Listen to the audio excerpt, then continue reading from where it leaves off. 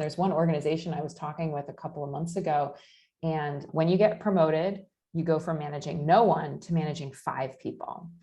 And that just seems like, wow, what a step up. First of all, you still have your own portfolio of work, and then you have to manage 5 other people and sort of learn on the job with all those 5 people how to get this right. Ooh, man, that is a steep learning curve and a high bar to pass. Like, who possibly can do that really well on the first time? I think there are some naturally really great managers, but again, Gallup's done research and most people are not naturally great managers. It takes practice and work and coaching. I think there's a lot of these aspects of being an effective manager that becomes really challenging. And I think most people who have become a manager have things that they're like, yep, should have done that differently the first time or all of these different times. I think those are 2 of the things that come to mind for me in terms of the common mistakes or the things that people wish they could kind of do over and do differently.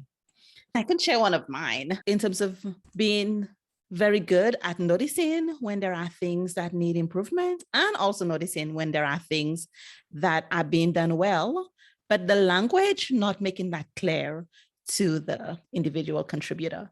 So one of my mistakes was during a performance review and somebody being like, oh, I'm doing really well. And I was like, yeah, haven't I been saying that? And then realizing I have actually not been saying that enough or not been saying that clearly. It's interesting because you mentioned before in terms of how people want to receive feedback. And I think that's a big part of it, knowing who are the people that you work with and what methods are going to get the message across clearly. And then having opportunities for honest and open conversation so that everybody's on the same page. And that can be really challenging, especially when you have people who see things from very different perspectives and you have to pause. It's very valuable work. It's very important work, but not necessarily something that a manager knows they have to do from the onset.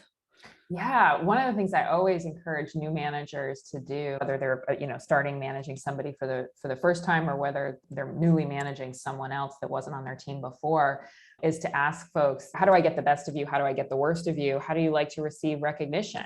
How do you like to be communicated with? Are you drop a text message or a voice memo text, or is it an email or even voice to voice or Zoom or in person? Drop by a desk if that is possible. Everybody is totally different on that, and people like to receive recognition differently. I was thinking about the languages of love the other day, obviously in romantic ways, what that looks like. But there are versions of that, I think, in the workplace too. Do people appreciate words of affirmation, or do they appreciate gifts? I had this one boss who was always getting me little gifts, various little things all the time, whether it was like socks, or she noticed my Tupperware containers one time where the lids were getting cracked and broken. And she bought me new Tupperware containers. And when she would travel, she'd bring back something. And I always thought that was kind of weird, in part because I don't receive love from gifts. That was not how I was raised.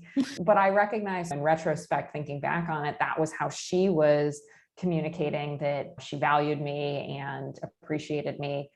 But there wasn't a lot of words of affirmation. She also basically approved a raise for me without even talking to me about it, and I didn't even know. So there were other ways that she was trying to do that.